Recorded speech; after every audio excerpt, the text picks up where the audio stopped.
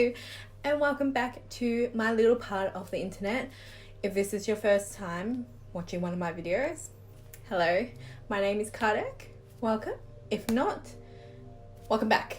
Last time on my little part of the internet, we just scraped the surface of surveillance.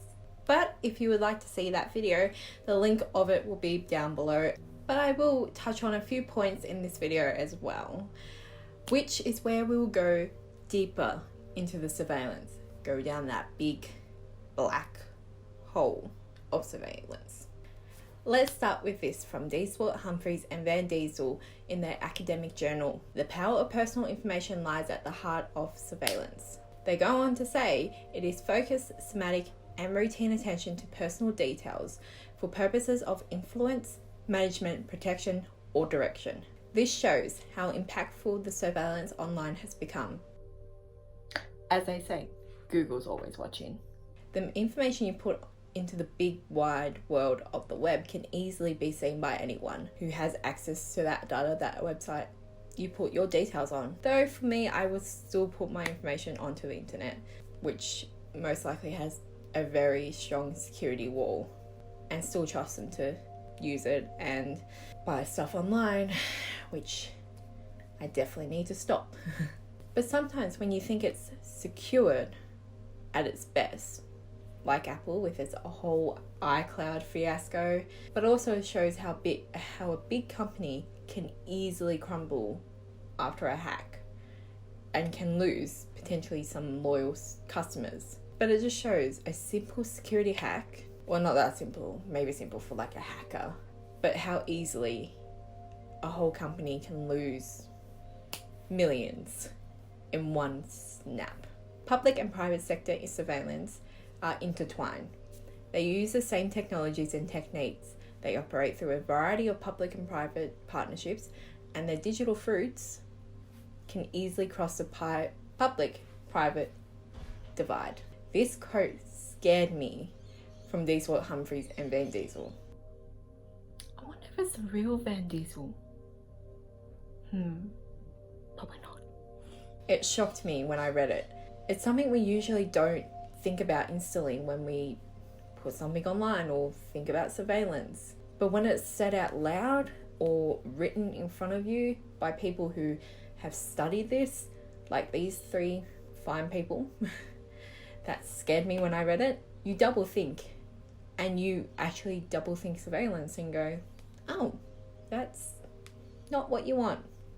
The whole situation of surveillance is to keep us safe out in the big public world, which we usually don't take real notice of unless something serious has happened, which then we will take notice. But 80% of the time, we don't care. We just keep going with our day.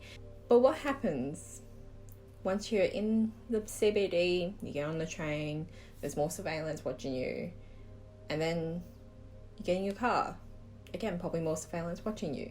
But what happens when CCTV comes into your home?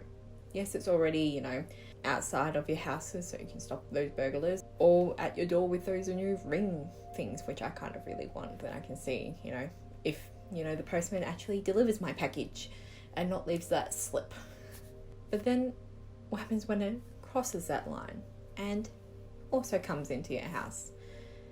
They, the FBI, how's it going, could watch your most intimate moments. Though for me, it is probably most likely watching TV, playing with my dog, or stressing over assignments.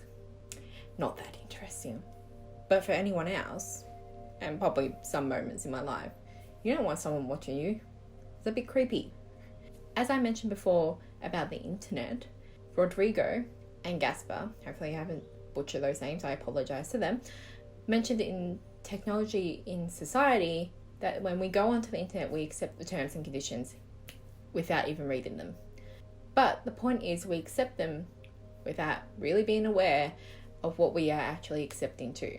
I know for Facebook and probably other social sites, which you can upload photos, when you upload a photo, they automatically have the rights of owning it, unless you put a copyright on them. The things you learn when you're in photography, read the terms and conditions if you're going to put your photos up, pretty much. That's what I do on my footy photos, as like here, and here, and here. Sorry, I've got to do the self-promo, and also who doesn't love Hawthorn and Box Hill?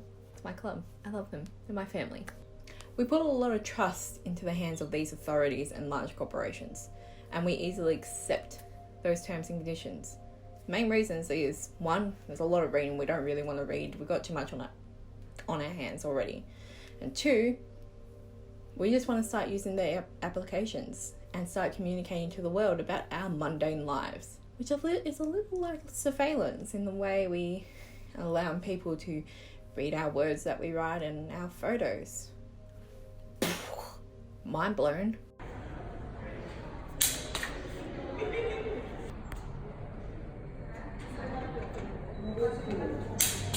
Who are you?